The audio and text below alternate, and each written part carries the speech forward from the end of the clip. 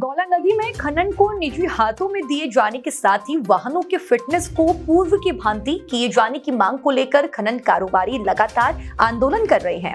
वहीं बीते दिवस अपनी मांगों को लेकर खनन कारोबारियों और डंपर स्वामियों ने एसडीएम कोर्ट में प्रदर्शन किया, जिस पर प्रशासन ने डंपर स्वामियों पर बुद्ध पार्क से एसडीएम कोर्ट तक बिना अनुमति रैली निकाले जाने और फिर एसडीएम कोर्ट परिसर में मुख्यमंत्री के खिलाफ आपत्तिजनक नारेबाजी करने के खिलाफ अपर पुलिस अधीक्षक और सीओ से इस मामले में जांच करने और नियम अनुसार विधिक कार्यवाही करने की मांग की गई थी।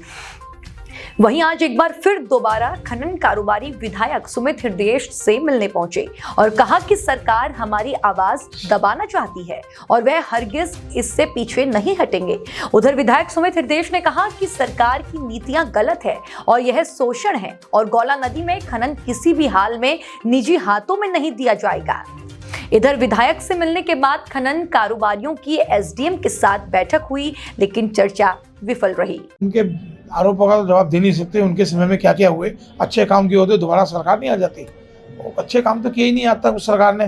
पहली बार बड़ी मुश्किल से जो है और 3 प्रदेशों में जो है जनता ने बता दिया, तो उनके आरोपों का उनका तो बाउंसर देंगे तो उसके लिए कानून है। बाउंसर कल को मैं कह दूँ बाउंसर खड़े कर देंगे, तो इस तरह की बातें मैं समझता हूँ एक जनप्रतिनिधि को शोभा भी नहीं देती और इस तरह की बातें उनको करनी भी नहीं चाहिए।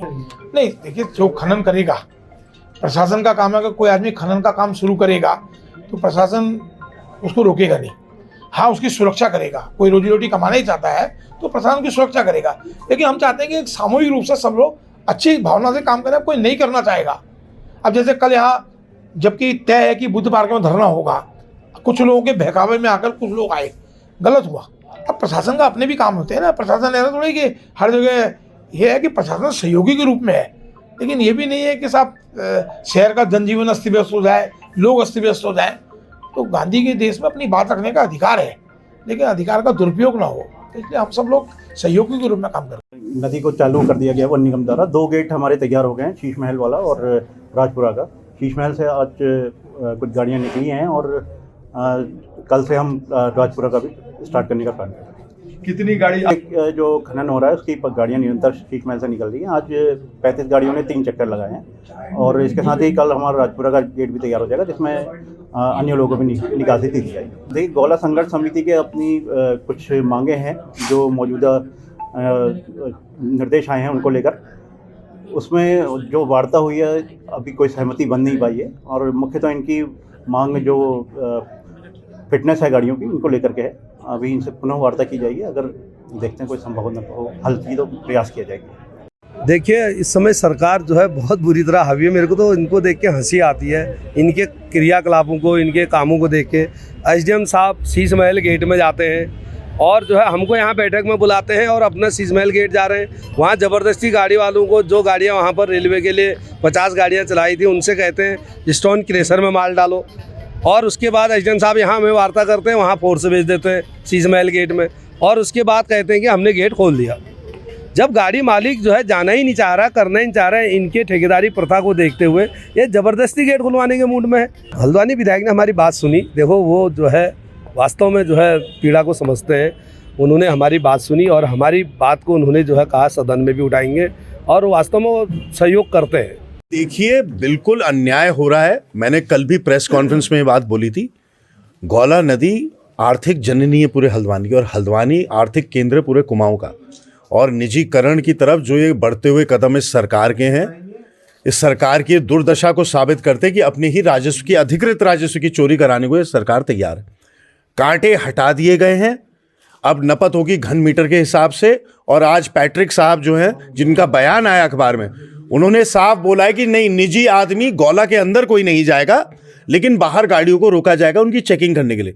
तो क्या एक प्राइवेट लिमिटेड कंपनी आके यहाँ पे हमारे डंपर स्वामियों को और गौला से जुड़े हुए जो व्यापारी हैं उनको डंडे से, दलबल से रोक के उनको अधिकृत किसने कराई? राज्य की सरकार की सोच है। जबकि एक अच्छी व्यवस्था वन विकास निगम की, एक अच्छी व्यवस्था कांटों की, अच्छी व्यवस्था RFID का चिप लग गया है गौला में। एक बारी जब वो जाती है और बाहर आ जाती है तो उसके बाद दोबारा नहीं जा सकती है। इनकी आप फिटनेस आप ज़बरदस्ती जो 4,000 में RTO में हो जाती थी, 15,000 में निजी कंपनी को देके 15,000 में आपने 20,000 रुपये उसकी करवा दी है कीमत। तो ये वैसी व्यवसायी बड़े परेशान है, आम व्यापारी परेशान है। और एक डंपर से मेरा मानना है कम से कम 20 लोग जुड़े हैं। अगर एक गोला का डंपर है उससे 20 लोग डायरेक्टली इनडायरेक्टली जुड़े हैं। अगर 10,000 की संख्या में आप गुणा कर लें तो 2 लाख से ज़्यादा लोग प्रभावित होने वाले हैं इनकी निजीकरण की वजह से। तो यह हमें कतई स्वीकार नहीं है। हम चाहते हैं कि व्यवस्था वापस ऐसे लौटे कि फिटनेस दोबारा आरटीओ ऑफिस से करा सके। हम चाहते हैं कि जीपीआरएस इनके यहाँ ना लगे, क्योंकि कोई फायदा नहीं है उसका जब RFID लगा हुआ है और केवल परिधि वही है कि गोला के अंदर ही खनन होना है, ये गाड़ी या डंपर कहीं और नहीं जा रहा है, तो जीपीआरएस चिप लगाने की कोई आवश्यकता नहीं। 15,000 रुपये का वो आप इन पे खर्चा ठोक रहे हैं। तो ये तो सरकार जो है, सरकार निजी हाथों में गोला को देने का षड्यंत्र रच रही है। इसमें कोई ये भ्रामिक प्रचार मैं नहीं कर रहा हूं, या मुझे कोई सनसनीखेज खबर देने का शौक नहीं है। ये जो जानकारियां प्राप्त हो रही हैं संकेत देनी है। इतनी बुद्धिमत्ता इन लोगों में भी है, पुराने आंदोलनकारी लोग हैं, गोला से जुड़े हैं। हम लोगों ने भी इसी गोला का पानी पिया, हमें भरपूर पता है क्या खेल चल रहा है। नहीं, देखिए, ये जो संघर्ष समिति है, मैं इनके जज्बे को एक तो सलाम करता हूँ कि इन्होंने सही समय पर ऐसी आवाज़ उठाई।